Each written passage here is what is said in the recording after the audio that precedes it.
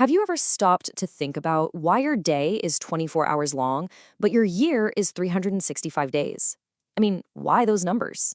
Well, it all comes down to the incredible cosmic clockwork of our planet. Today, we're going to dive into the two fundamental movements of Earth that literally dictate the rhythm of our lives, from sunrise to the changing of the seasons.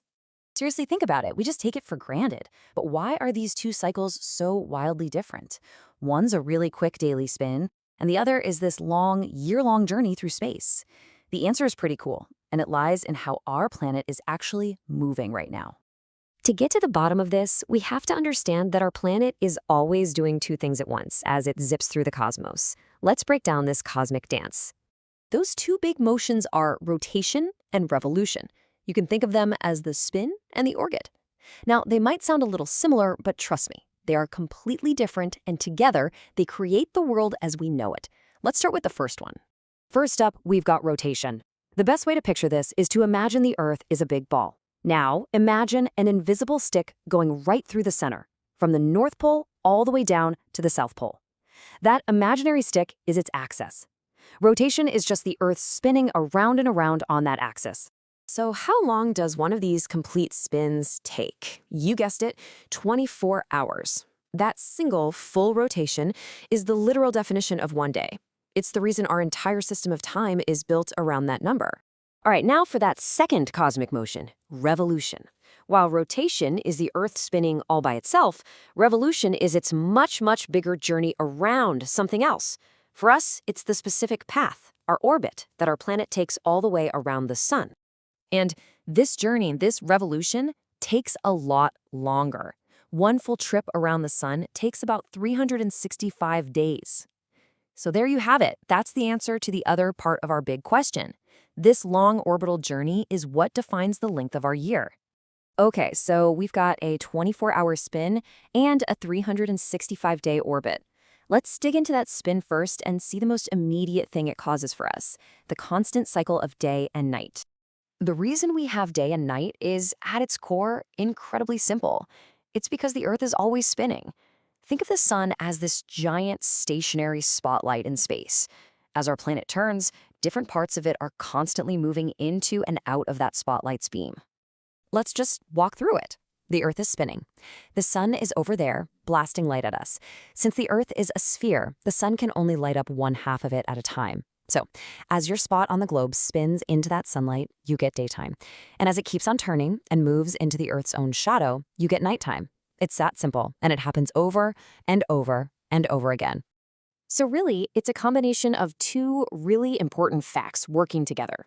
First, the Earth's rotation creates the cycle. Second, its shape, the fact that it's a giant ball, means only half of it can be lit at once. Those two things are the perfect recipe for day and night. Okay, so rotation gives us our day. Easy enough. But what about the seasons? Well, this is where that second motion, revolution, comes into play. But there's a huge twist, and we have to clear up a really common myth right now. It has nothing to do with how close we are to the sun. Let's just get this out of the way, because it is probably the biggest misconception out there. So many of us are taught that we have summer when the Earth is closer to the sun. That is 100% wrong. And hey, if you need proof, here it is. The Earth is actually at its closest point to the sun in early January. For anybody living in the Northern Hemisphere, that is the dead of winter. So if it's not the distance, then what on earth is causing the seasons?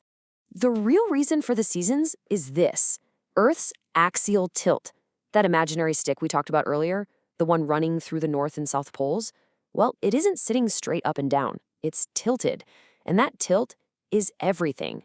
So here's how it works. Earth's axis is tilted over by about 23.5 degrees. Now, the crucial part is that as we orbit the sun, that tilt always points to the same spot in outer space. So for half the year, a hemisphere, say the northern hemisphere, is tilted towards the sun. This means the sunlight is hitting it more directly, like a flashlight shining straight at a wall. That concentrated, direct energy means more heat, and that gives us summer. 6 months later, as we've moved to the other side of the sun, that same hemisphere is now tilted away. The sunlight hits it at a shallow angle, spreading out the energy. It's weaker, less direct, and that gives us winter. It's all about the angle, not the distance. So there we have it. Rotation gives us day and night. and our tilted revolution around the sun gives us the seasons. But let's just step back for a second and appreciate why this incredible cosmic clockwork is so unbelievably important for us. You have to remember, the sun is the engine of this entire system. Its gravity is what keeps us locked in our orbit, and its light and heat provide the raw energy for just about everything that happens on Earth. It drives our weather, or water cycles, and it's the very foundation of the food chain. It all starts with the sun. And here is one last absolutely fascinating piece to this whole puzzle. You know that all-important tilt that gives us our stable seasons? Well, it's not stable just by chance. The gravitational pull from our own moon acts like a cosmic stabilizer, keeping the Earth's axis from wobbling all over the place. Without the moon, our climate would be completely chaotic and unpredictable.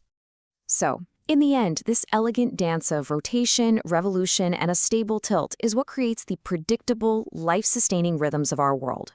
It's what gives us our daily cycles and the stable climate that allows life to flourish.